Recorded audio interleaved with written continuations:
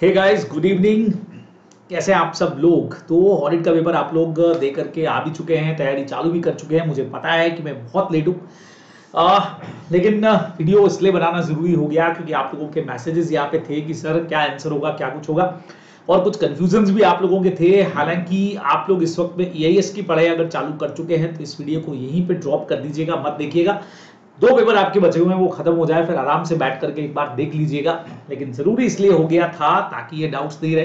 कई लोगों ने बोला कि सर समझ में नहीं आ रहा है, आगे का सब्जेक्ट तैयार नहीं हो पा रहा है क्योंकि यहाँ पे स्थिति कुछ थोड़ी सी बहुत गड़बड़ लग रही है। एक बार क्लियर हो जाए कि हाँ भाई सही आंसर लिखा है तो थोड़ा सा हम लोग मोटिवेट हो जाएंगे, तो सिर्फ उसके लिए वीडियो है। तो बाकी लोग इसको बिल्कुल बाद में देखें। चलिए जी, तो बहुत फटाफट स्टार्ट करेंगे। करेक्ट और इनकरेक्ट काफी चीजें मैंने वहां पे लिख दी है। पहला वाला जो आपका पॉइंट था, the relationship between individual financial statement item traditionally considered in audit of business entity may not always be relevant in the audit of government and other non business public sector। Profitable non profitable हमेशा relevant हो, एक जैसे हो जरूरी नहीं है। तो मेरे हिसाब से ये सही होना चाहिए, सी के अंदर जाएगा। हो सकता है कि कुछ जगह पे इसको लेकर के कंफ्यूजन भी है, लेकिन मुझे पर्सनली ऐसा लगता है कि ये करेक्ट सेंटेंस जाना चाहिए। एनजीओ जो रजिस्टर्ड होते हैं कंपनीज एक्ट के सेक्शन 8 के अंदर, but obviously not allowed to maintain accounts on cash basis, बिल्कुल करेक्ट है। एक्रूअल बेसिस के ऊपर होते हैं 128 कंपनीज एक्ट का सेक्शन, आप लोग पढ़ के भी आते हैं। सेल्स इनवॉइस जो है वो एक्सटर्नल एविडेंस है जी, नहीं इंटरनल है, तो ये भी सेंटेंस इनकरेक्ट हो गया। Casual vacancy in office of cost auditor due to resignation fill जो होती है वो 30 डेज के अंदर फिल होती है। अपने को पता है यहाँ पे चेंजेस होना चाहिए, 30 डेज है, इसलिए ये भी इनकरेक्ट जाएगा। Under finance lease lease term generally extend to less than 75 नहीं होता है, यहाँ पे ये गलत है, इसलिए ये भी इनकरेक्ट हो गया। Block sampling does not involve judgement, does not even use random number table and no structured approach. Correct है ये, क्योंकि ब्लॉक सैंपलिंग इसलिए यूज भी कम आती है क्योंकि इसमें कहीं पर भी जजमेंट या रैंडम टेबल्स वगैरह कोई भी इसका पर्टिकुलर टेक्निक नहीं है। In government expenditure audit, audit against provision of fund aims to ensuring that each item of expenditure is covered by sanction either general or special of the competent authority। ये definition इसकी है ही नहीं, sanction वाले की definition है ये, तो इसीलिए यहाँ पे ये भी हमारा इनकरेक्ट चला जाएगा। उसके बाद है internal control over financial reporting is required where auditor is required to express opinion on the effectiveness of entities internal control over financial reporting। तो ये सेंटेंस अपने को करेक्ट दिखता है। तो ये कुछ आंसर्स आप लोगों के करेक्ट और इनकरेक्ट के हो गए बहुत फटाफट से। अब देखिए क्वेश्चंस की जहां तक बात करें तो मैंने यहाँ पे पहले से ही नोटिंग करके रख दिया है कि कहां से कौन सी जगह पे आपको इसका आंसर मिल जाएगा। तो फर्स्ट वाला जो आप क्वेश्चन यहाँ पे देख रहे हैं, बढ़िया सा जबरदस्त वाला हमारा क्वेश्चन है, और जैसा आप देख भी पा रहे हैं कि यहाँ पे डिस्क्लेमर ऑफ ओपिनियन, पूरा क्वेश्चन पढ़ने की जरूरत नहीं है, पेपर आप लोग देखे आए तो आपको पता है कि डिस्क्लेमर ऑफ ओपिनियन के बारे में हमसे पूछा है। तो SS 700 के साथ हम लोग इसको पढ़ते ही हैं बराबर से। देन SS 701 में एक और चीज पूछ ली, तो आपको मैं बताता हूं कि पेज नंबर 11.39। अब देखिए थोड़ा बहुत आपके और मेरे स्टडी मैट के पेज नंबर में डिफरेंस हो सकता है, लेकिन 11.39 और 11.40 पर इसका आंसर एकदम क्लियर कर दिया हुआ है। आपको पॉइंट्स दे रखे हैं बकायदा कि यहाँ पे ऑडिटर का रेस्पॉन्सिबिलिटी क्या बनेगा, वो मैटर्स अपने को लिख देने चाहिए इसके अंदर, ऑडिटर का रिपोर्टिंग रेस्पॉन्सिबिलिटीज।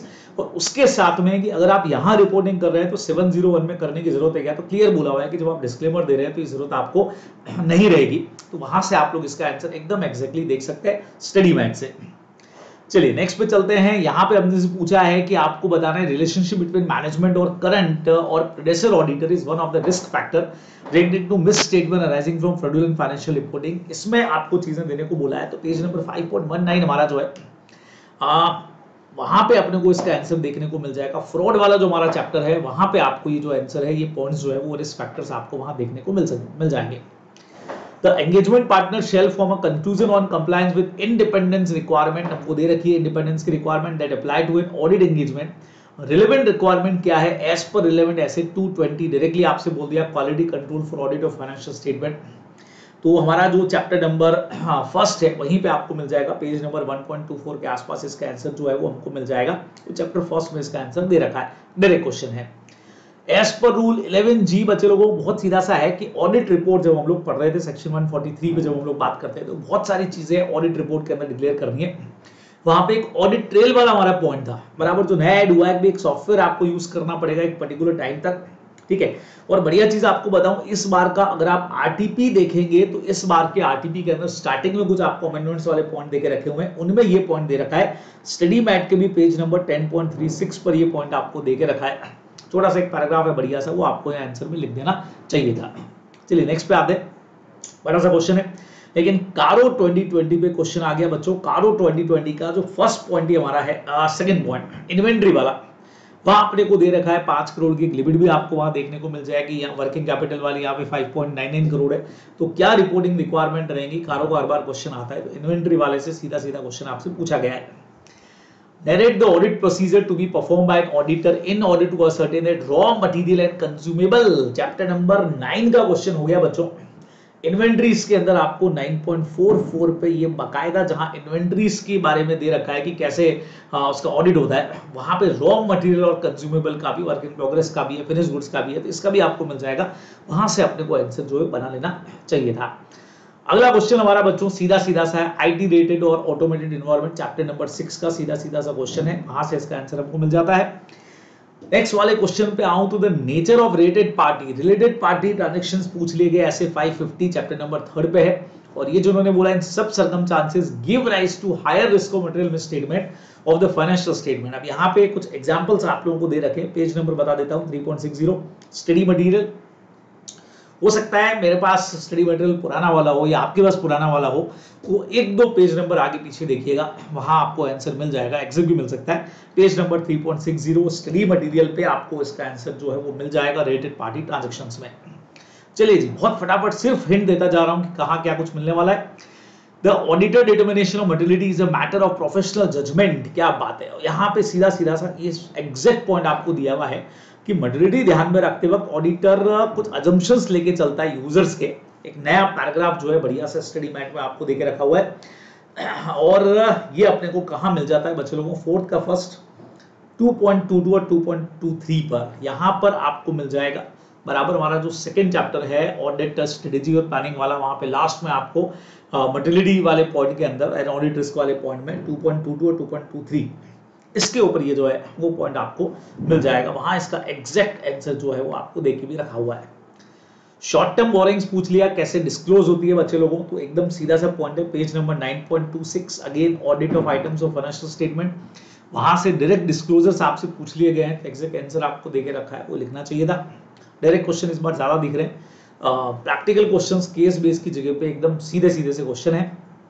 नेक्स्ट क्वेश्चन जब अपन देखें तो discrepancies in accounting record including transaction that are not recorded in a complete and timely manner और importantly recorded amount, accounting record, classification, ये लाइंस आपको एज इट इज बच्चों देखने को मिल जाएंगी। पता कैसे चलेगा, पॉसिबिलिटी ऑफ फ्रॉड पूछा है, फ्रॉड यानी कि हमारा फिर से चैप्टर नंबर 5 पे हम लोग पहुंच गए, और ये एसेट 240 में आपको मिलेगा पेज नंबर 5.18 पे। पॉसिबिलिटी ऑफ फ्रॉड का एक हेडिंग है, उसमें आप देखिएगा फर्स्ट पॉइंट के अंदर ही आपको देके रखा हुआ है, वहां एग्जैक्ट लाइंस आपको मिल जाएंगी। एक एग्जांपल तो इन्होंने दे दिया और अपने से पूछा है कि और क्या चीजें, अदर एग्जांपल्स। एक एग्जांपल तो इन्होंने यहां से यहां तक जो दिया वो फर्स्ट एग्जांपल ही है, बराबर। बाकी एग्जांपल्स जो हैं वो आपको वहां पे और मिल जाएंगे, 4 एग्जांपल्स, तो बढ़िया तरीके से आप इस क्वेश्चन को कर सकते हैं। अगले पे आता हूं तो nature of comparative information that is presented in entities financial statement depends the requirement of applicable FRA. दो ब्रॉड अप्रोचेस यहाँ पे काम करती हैं और आपको उन दोनों के डिफरेंसेस बताने हैं, तो बहुत सीधा सीधा सा ऐसे 710 हमारा काम कर जाता है यहाँ पे बच्चे लोगों, बराबर। 710 का जो पोर्शन ऑडिट रिपोर्ट वाले चैप्टर के साथ में होना चाहिए, कोरस्पॉन्डिंग फिगर्स और कंपैरेटिव इंफॉर्मेशन वाला जो अपने 2 मेथड्स हैं वो अपने को यहाँ पे बता देने चाहिए थे। ऐसे 710 में आपको इसका आंसर दे के रखा है। बहुत फटाफट से 5th पे हम लोग पहुंच गए। सीधा सीधा क्वेश्चन है बच्चों, ऑडिट एविडेंस का डेफिनेशन आपको लिखना था। ऑडिट एविडेंस के ऊपर एक क्वेश्चन है, बड़ा सा बढ़िया पैराग्राफ दिया है, you are senior member of engagement team और जूनियर असिस्टेंट। ऑडिट एविडेंस का कुछ मतलब बता रहा है कि उसमें सिर्फ अकाउंटिंग रिकॉर्ड्स इंक्लूडेड है, अदर इन्फॉर्मेशन नहीं चाहिए, आप कह रहे हैं नहीं वो भी चाहिए। और आप डेफिनेशन देखिएगा पेज नंबर 3.10, जहां आपका ऑडिट एविडेंस देखिए अपने हैं audit documentation and audit evidences. तो ऑडिट एविडेंसेस पे जब आप जाएंगे तो उसकी डेफिनेशन जब पूरी देखेंगे तो लास्ट में आपको दोनों पॉइंट की हेडिंग दिख जाएगी, उनके अंदर कुछ पॉइंट्स 3-3 4-4 आपको दे रखे हैं, वो पॉइंट्स आपको लिख देने इसमें चाहिए थे। चलिए जी नेक्स्ट क्वेश्चन पे बढ़ गया बच्चों, मैंने एक बार सब नोटिंग करके रखा हुआ है ताकि कम टाइम में फटाफट काम कर लें। तो auditor report shall include a section जिसमें आता है responsibility of management for the financial statement. बढ़िया सा हमारा एक पॉइंट है, बराबर। पेज नंबर 11.12 पर आप लोगों को मिल जाएगा ऑडिट रिपोर्ट वाले चैप्टर के अंदर ये responsibility of management of the financial statement. Give a brief description about management responsibility. लेकिन आगे सुनिएगा, in the auditors reported help to explain the users. तो एक तो पॉइंट ये आ गया। ऑल्सो स्टेट द रिक्वायरमेंट जो दे रखी है 210 के अंदर, auditor to agree management responsibility. जो प्री कंडीशन अपन लोग 210 के अंदर कई बार पढ़ते हैं ना, पेज नंबर 1.32 पे कि मैनेजमेंट का रेस्पॉन्सिबिलिटी क्या है, कि फाइनेंशियल स्टेटमेंट उसको बनाना रहेगा, इंटरनल कंट्रोल का सिस्टम उसका रहेगा, हमको एक्सेस करने दिया जाएगा। वो सारे पॉइंट्स हमको इसके आंसर के अंदर लिखने चाहिए थे। चलिए जी, हाँ नेक्स्ट पे चलते हैं बच्चे लोगों। सीधा क्वेश्चन पूछ लिया है आपसे SA 520 के ऊपर। While conducting audit, auditor identify certain inconsistency while applying analytical procedure. उसमें एक इन्वेस्टिगेट वाला पॉइंट आपको लास्ट के अंदर जाकर के दिया हुआ है बच्चों। सीधा सीधा सा आंसर आप लोग लिख सकते हैं। पेज नंबर 8.18 पर आपको इसका आंसर स्टडी मैट के अंदर दे रखा है, इन्वेस्टिगेट के अंदर आप लोग देख सकते हैं। नेक्स्ट पे चलते हैं। The auditor shall determine from the matter communicated with TCWG those matter that require significant auditor attention. Performing the audit, making this determination, explain the areas of concern जहां auditor को account लेना चाहिए बच्चों। Again ऐसे 701 का हमारा ये जो क्वेश्चन है वो सीधा सीधा सा दे रखा है, तो अपने को समझाना चाहिए कि कौन से एरियाज को ज्यादा ध्यान में रखा जाना है। आखिरी क्वेश्चन पे पहुंच गए। बिल्कुल डिफरेंट टाइप का क्वेश्चन इस बार पूछ लिया बच्चों। बैंक ऑडिट ऑडिट ऑडिट क्या क्या सोच रहे थे, एकदम डिफरेंट कर दिया। सीधा सीधा सा 6 का ए नंबर, आपको यूनिवर्सिटी से ग्रांट डोनेशन वगैरह रिसीव हो रहा है भाई, तो उसका ऑडिट आप कैसे करोगे, किस तरीके से करोगे। पेज नंबर 13.40 पे आपको दे रखा है यूनिवर्सिटी से जब भी कोई ग्रांट डोनेशन रिसीव आएगा तो उसका ऑडिट कैसे करेंगे, वहां से आप कर सकते थे। अगले में आपसे एनजीओ का एक पॉइंट पूछ लिया। बढ़िया चीज बताऊं बच्चों, इनमें से कई क्वेश्चन ऐसे हैं जो पुराने आरटीपीज में से आ रखे हैं या पुराने क्वेश्चन पेपर से आ रखे हैं। तो मैंने आपको बोला भी था कि पुरानी आरटीपीज जितनी आपको दिख रही हैं आईसीए की साइट के ऊपर, कम से कम वो करके चली जाइए। 2020-21 की जो आरटीपीज एफटीपीज या क्वेश्चन पेपर से, उनमें से काफी क्वेश्चन यहाँ देखने को मिलेंगे हमको। तो इन्होंने बोला कि भाई ये disaster relief register under section 8 है, in addition to corpus contribution आप लोगों को चाहिए। ये क्वेश्चन भी पुरानी आरटीपी का ही है, ठीक है। तो एनजीओ के अंदर आप अपॉइंट हो जाते हैं। प्लानिंग करते वक्त आप क्या क्या चीजों को ध्यान में रखेंगे, तो एक पर्टिकुलर पॉइंट आपको पेज नंबर 13.26 के ऊपर दे रखा है। While planning audit of NGOs, तो व्हाट अबाउट फोकस पॉइंट्स, क्या क्या ध्यान में रखना चाहिए, तो वहां से इसका आंसर आपको मिल सकता है।